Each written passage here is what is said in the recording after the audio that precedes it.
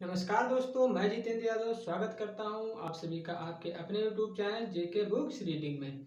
चलिए शुरू करते हैं आज की वीडियो। आज की वीडियो हमारी बहुत ही खास होने वाली है। आज हम पढ़ेंगे मॉडर्न हिस्ट्री में यूरोपीय कंपनियों का भारत में आगमन। यूरोपीय कंपनियां किस कारण से भारत में आती हैं? यूरोपीय कंपनियों का भारत में आने का जो मेन कारण था वह व्यापार करने का था। यूरोपीय कंपनियों का एकमात्र उद्देश्य व्यापारिक मार्गों की खोज व आर्थिक लाभ को अर्जित करना था। प्राचीन काल में व्यापारिक संबंध यूनानियों द्वारा स्थापित किए जाते हैं।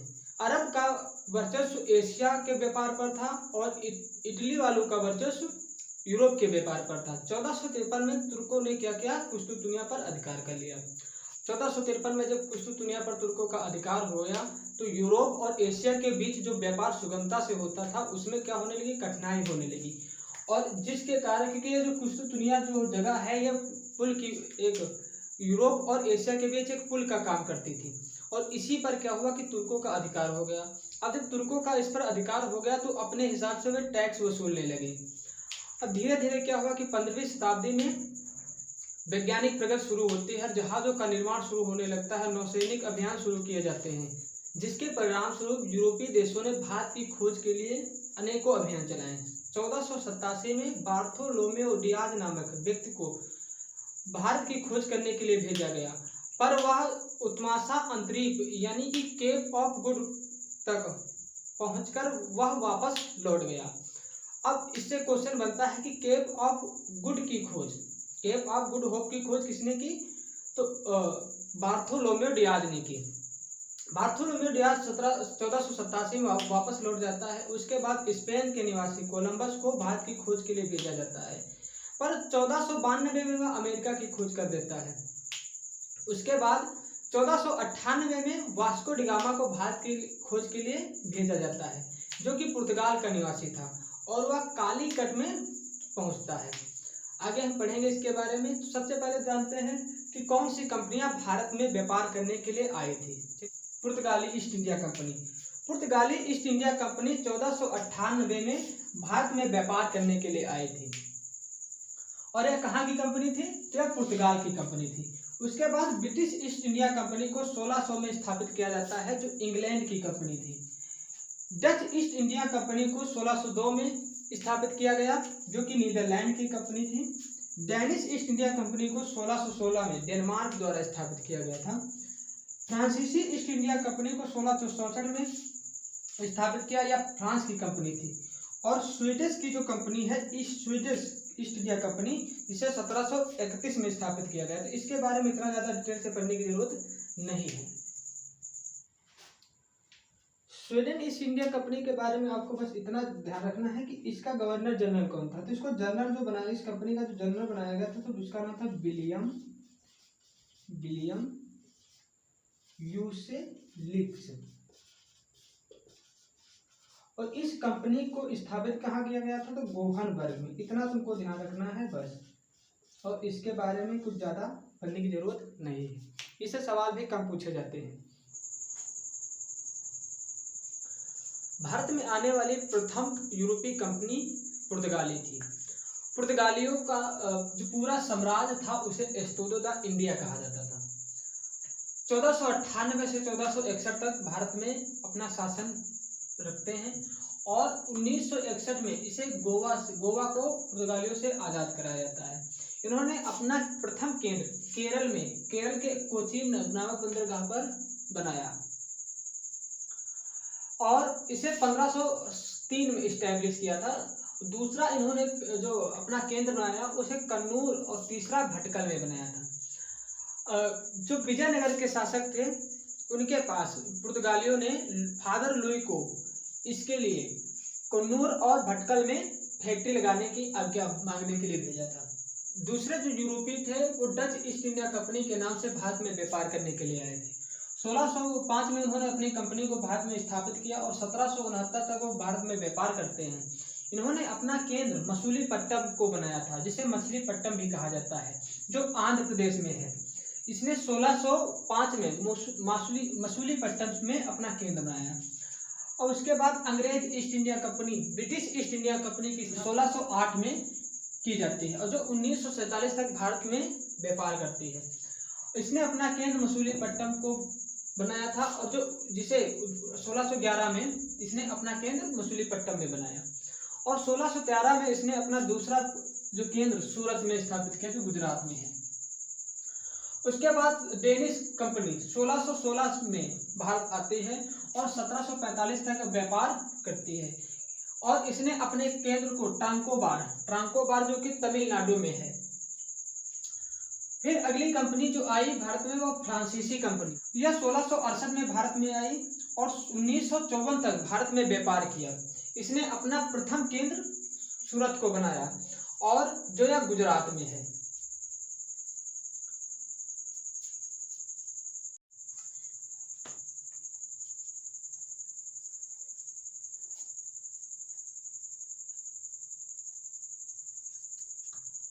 तो सबसे पहले यूरोपीय कंपनी पुर्तगाली।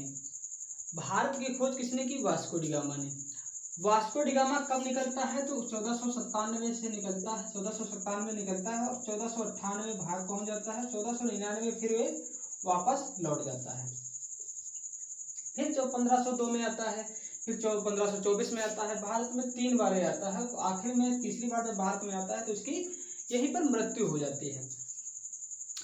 अब जब पुर्तगालियों ने अपनी कंपनी को भारत में स्थापित कर दिया, स्थापित करने के बाद अब इसको संचालन के लिए इन्होंने क्या किया कि एक जनरल को नियुक्त किया, और उस जनरल का नाम था फ्रांसिस्को डी अल्मीडा। फ्रांसिस्को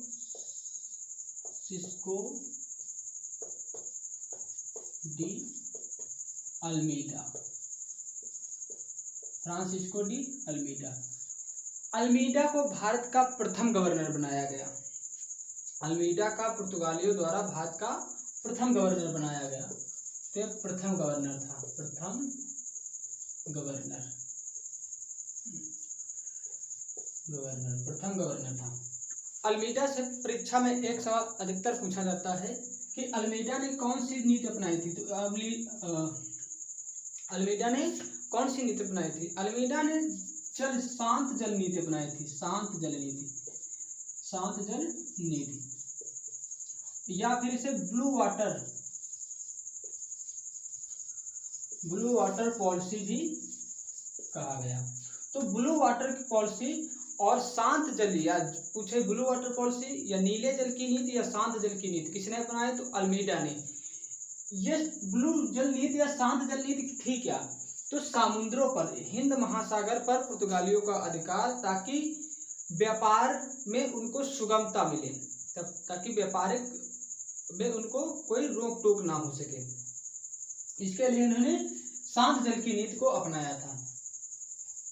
और इसने गुजरात के राजा महमूद बेगड़ा प्लस मिस्र की सेना और तुर्की की सेना को तीनों को एक साथ मिलकर इसने, अल्मीडा ने क्या किया था? हराया था। गुजरात के बेगड़ा और मिस्र के सेना, तुर्की की सेना को 1509 में इसने हरा दिया था। 1509 में इसको हराया था। यह भारत 1505 से 1509 तक भारत में गवर्नर के पद पर नियुक्त होता है। इसके बाद जो अगला गवर्नर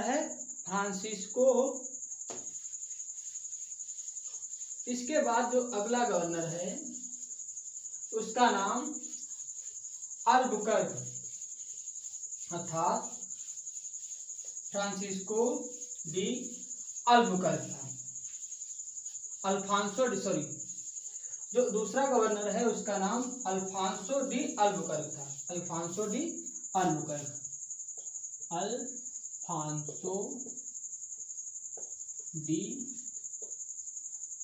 अल्बुकर्क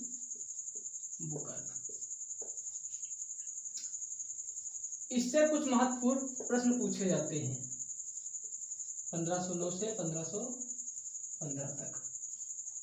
1509 से 15 तक ये क्या होता है? भारत में गवर्नर के पद पर नियुक्त होता है। इससे भी कुछ महत्वपूर्ण प्रश्न पूछे जाते हैं। नंबर 1, ये क्या करता है कि गोवा को 1510 में यूसुफ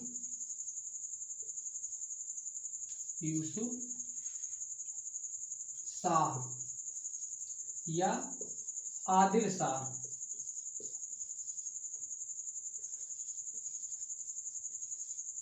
से छीन लेता है। उस पूर्वी एशिया की मंडी मलक्का को क्या करता है, ये 1511 में विजय कर लेता है और फारस की खाड़ी के मुहाने पर, मुख पर एकदम हरमुज नामक जगह को भी ये क्या करता है, हरमुज नामक जगह को भी ये 1515 में विजय कर लेता है। तो इसकी 3 महत्वपूर्ण उपलब्धियां थी। एक तो इसने गोवा को विजय कर लिया था और मलक्का को 1511 में इसने विजय कर लिया। हरमुज को, जो कि फारस की खाड़ी के मुहाने पर स्थित थी, उसको भी इससे क्या कर लेता है, जीत लेता है। इसके बाद इसने पुर्तगालियों को भारतीय स्त्रियों से शादी करने की अनुमति देता है और विजयनगर के साथ अपने मैत्रीपूर्ण संबंध को स्थापित करता है। और इसने एक और काम किया था कि स्त्रियों को जो सती प्रथा है उसके विरोध भी इसने आवाज उठाई थी। पुर्तगाली गवर्नर कौन थे, तो अल्बुकर्क, अल्फांसो डी अल्बुकर्क। तीसरे जो गवर्नर हैं वो कौन है, नीनो डी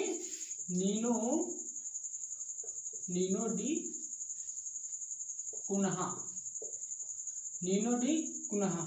इनकी भी कुछ नीतियां थी, इनके बारे में भी पढ़ लेते हैं। तो इन्होंने क्या किया था कि 1530 में गोवा को अपनी राजधानी बनाया था। गोवा को विजय किसने किया था, तो गोवा को विजय करने वाला था अल्फांसो डी। गोवा को विजय किसने किया था, तो गोवा को विजय किया था अल्बुकर्क ने। लेकिन गोवा को राजधानी किसने बनाया, तो गोवा को राजधानी बनाया था कुन्हा ने। इसने बासीन और द्वीप पर इसका अधिकार हो जाता है, ये अपना अधिकार कर लेता है। और इसने क्या किया था कि जब ये जिस समय भारत में था उस समय भारत में बहादुर शाह की क्या हो जाती है, मृत्यु होती है। बहादुर शाह की मृत्यु किसके समय में हुई थी, तो कुन्हा यानी नीनो डी कुन्हा के समय में बहादुर शाह की मृत्यु हो जाती है। यह कब आया था, तो 1532 में भारत आया था और 1538 तक भारत में गवर्नर के पद पर रहता है। तो ये कुछ इससे भी महत्वपूर्ण प्रश्न थे, तो इनको जरूर ध्यान कर लेना। तो गोवा को राजधानी बनाया किसने था, कुन्हा ने, नीनो डी कुन्हा ने गोवा को राजधानी बनाया। बासीन और द्वीप को यानी दमन और द्वीप को किसने अधिकार क्षेत्र में किया था, तो कुन्हा ने ही। और जब बहादुर शाह की मृत्यु हुई उस समय पुर्तगाल का गवर्नर कौन था, भारत में पुर्तगाल का गवर्नर कौन था, तो नीनो डी कुन्हा था। तो आगे देखते हैं इसके बारे में कुछ जानकारी। देखते हैं कि जब सबसे पहली बार भारत में जब चर्च का निर्माण हुआ, तो सबसे पहली चर्च का निर्माण कब हुआ, भारत में चर्च का निर्माण सबसे पहली बार कब हुआ, तो भारत में 1510 में केरल में कोचीन में क्या होता है, एक चर्च का निर्माण होता है और उस चर्च का नाम था सेंट थॉमस चर्च का निर्माण होता है। और इसी के जरिए क्या होती है कि भारत में पुर्तगालियों के जरिए ही क्या आती है, गोथिक शैली का विकास होता है। अब गोथिक शैली क्या थी, तो गोथिक शैली कुछ इस तरह की होती है, इसमें दरवाजे होते हैं, दरवाजे भी बिल्कुल इसी तरह के होते हैं। चर्च अगर आपने देखा होगा तो किस शैली में बने हैं, तो गोथिक शैली में ही निर्माण हुआ है उनका। चलिए आगे देखते हैं। तो 1560 में क्या होता है, गोवा में एक ईसाई धर्म न्यायालय की स्थापना की जाती है 1560 में। ईसाई धर्म न्यायालय की स्थापना किसके द्वारा की जाती है? पुर्तगालियों द्वारा गोवा में एक ईसाई धर्म न्यायालय की स्थापना की जाती है। अब पुर्तगालियों द्वारा कुछ फसलें भारत में लाई गई थी। अब इन्होंने जो कुछ भारत में लाया, देखो इनका लाने का उद्देश्य भारत को समृद्ध बनाना नहीं था, ये सिर्फ अपने फायदे के लिए भारत में फसलों को उगाना शुरू किए थे। तो इन्होंने जो फसलें उगाई, आलू, तंबाकू, पुर्तगालियों के द्वारा जो फसलें लाई गई, आलू, तंबाकू, लाल मिर्च, कहवा और हो गया टमाटर, अमरूद, ये फसलें और पपीता, ये जो फसलें हैं पुर्तगालियों द्वारा ही भारत में लाई गई थी। पुर्तगालियों ने ही क्या किया था? पुर्तगालियों ने ही 1556 में प्रिंटिंग प्रेस की स्थापना करते हैं। प्रिंटिंग प्रेस की स्थापना भी पुर्तगालियों द्वारा भारत में की जाती है। Printing press.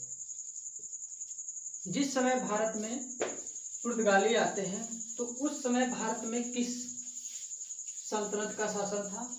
तो जिस समय भारत में पुर्तगाली आते हैं तो इस समय दिल्ली सल्तनत का शासन चल रहा था, और दिल्ली सल्तनत में लोदी वंश शासन में था। लोदी वंश में सिकंदर लोदी था। विजयनगर में नरसिंह राव द्वितीय था। गुजरात में मोहम्मद बेगड़ा था। बेगड़ा का शासन था।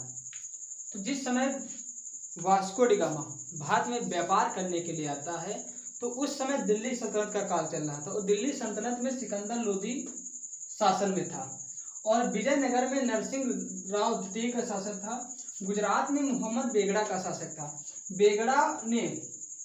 मोहम्मद बेगड़ा साथ ही क्या होता है कि जिस समय भारत में वास्को डी गामा आया था उस समय पुर्तगाल में किसका शासन था? तो पुर्तगाल में उस समय शासन था मैनुअल प्रथम का शासन था। उस समय मैनुअल प्रथम राजा थे पुर्तगाल के, और वहाँ के किंग राजकुमार कौन थे? तो वहाँ का राजकुमार था हेनरिक, डॉन हेनरिक इसको कहा जाता है। डॉन हेनरिक, या इसका नाम है Henry the navigator. Henry the navigator.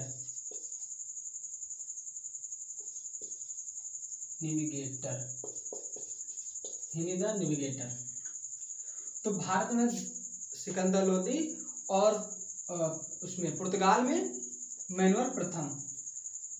वहाँ का राजकुमार कौन था? तो डॉन हेनरी या हेनरी द नेविगेटर। पुर्तगालियों ने क्या किया? एक कार्टेज अरमेडा काफिला की व्यवस्था को चालू किया, जिसके द्वारा एशियाई व्यापार पर काफी गहरा प्रभाव पड़ा। इससे क्या हुआ कि इन्होंने इसको कहा, एक तरीके से पास कहा जा सकता है कि समुद्र में अगर तुम व्यापार करने आओगे तो तुमको एक पास लेकर आना पड़ेगा, और जो ये पास बनाता कौन था? तो पुर्तगाली ही क्या करते थे? पास बनाते। क्योंकि हिंद महासागर पर पुर्तगालियों का अधिकार होने के कारण कोई भी भारतीय या अरबी जहाज हिंद महासागर से गुजरता था तो उसको शुल्क देना पड़ता था। टैक्स के रूप में उसे एक परमिट या पास बनवाना पड़ता था, उसको शुल्क देना पड़ता था।